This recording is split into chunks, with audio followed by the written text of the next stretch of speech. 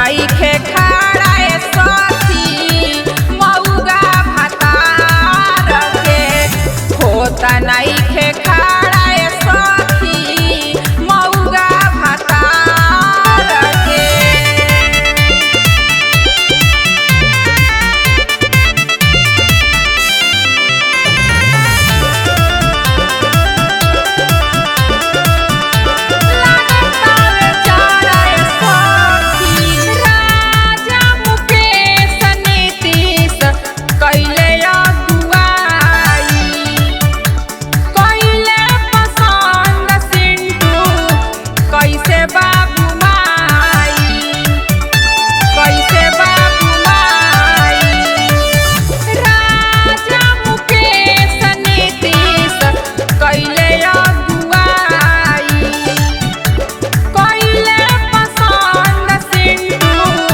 कैसे बाबू माई एक बार लेला चुमा लेला ना दुबारा ए सखी एक बार लेला चुमा लेला ना दुबारा ए सखी मौगा भतार के होता नइखे खड़ा ए सखी मौगा भतार के होता नइखे खड़ा ए सखी मौगा भतार के।